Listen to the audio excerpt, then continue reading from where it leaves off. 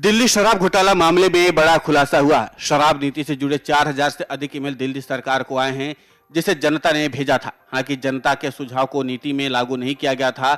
ED की जांच से पता चला कि आबकारी नीति पर आप द्वारा जनता की राय मांगी गई थी। ईडी ने पिछले महीने अपनी जांच और चार्जशीट में खुलासा किया है कि किराए पर ली गई पीआर कंपनियों ने दिल्ली सरकार को एक्साइज पॉलिसी को प्रभावित करने के लिए 4000 ईमेल भेजे थे।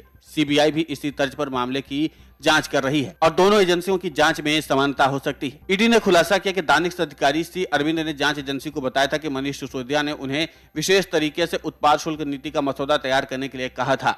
जांच के मुताबिक होलसेल फायदा 12% तय किया गया, लेकिन इस पर कोई बैठक नहीं हुई। अचानक से साल 2021 के मार्च के मध्य में मनीष सिसोदिया को सी अरविंद ने अरविंद केजरीवाल के आवास पर बुलाया, जहां सत्येंद्र जैन भी मौजूद थे। मनीष सिसोदिया ने सी अरविंद को एक डॉक्यूमेंट सौंपा जिसमें होलसेल मार्जिन का जिक्र किया गया था। साथ ही सी अरविंद से कहा गया कि डॉक्यूमेंट के आधार पर नीति को तैयार किया जाए।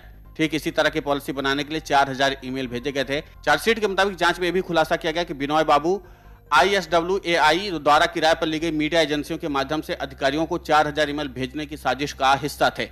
इनमें से अधिकांश ईमेल आईडी बना करके भेजे गए थे ताकि कुछ को आम जनता द्वारा सरकारी अधिकारियों को भेजे जाने के रूप में पेश किया जा सके। ईडी ने कहा ऐसा इसलिए था क्योंकि विशेषज्ञ समिति की रिपोर्ट पुरानी नीति व्यवस्था के मौजूदा खुदरा विक्रेता के पक्ष में नहीं थी। किराए पर ली गई 2 एजेंसियों ने 3000 ईमेल आईडी बनाई और 1000 अन्य ईमेल आईडी को कई सोर्स से भेजा।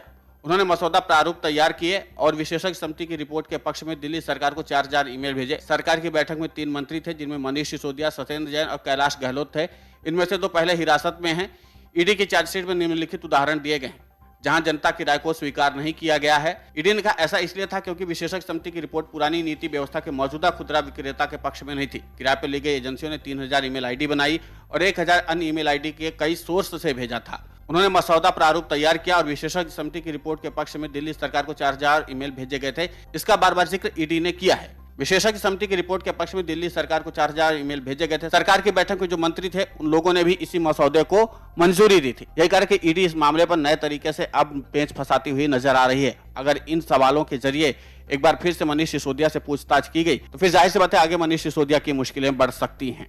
इतना ही नहीं, एजेंसियों ने दावा किया कि मनीष सिसोदिया के पास से जो फोन जब्त किए गए, फोन से काफी सारी जानकारी के बारे में उनसे पूछताछ करनी, इसीलिए सीबीआई ने 5 दिन की कस्टडी मांगी थी, जिसे राव जबनी कोर्ट ने स्वीकार कर लिया था। अब इसके बाद देखना ये होगा कि इन सबूतों के आधार पर सिसोदिया के खिलाफ सीबीआई क्या एक्शन लेती और उसके बाद सिसोदिया को क्या आगे जमानत मिलने की उम्मीदें होती भी हैं या नहीं, क्योंकि अभी तक तो सुप्रीम कोर्ट तक से सिसोदिया को झटका लग चुका है और उधर हाई कोर्ट से भी अभी मदद मिलने की उम्मीद बेहद कम है। Video desk amarujala.com। डाउनलोड करें अमर उजाला ऐप और पाएं खबरें लगातार। अगर आप ये वीडियो YouTube पर देख रहे हैं तो हमारे चैनल को सब्सक्राइब करें और बेल आइकन को दबाना ना भूलें। अगर आप Facebook पर ये वीडियो देख रहे हैं तो हमारे पेज को लाइक करें।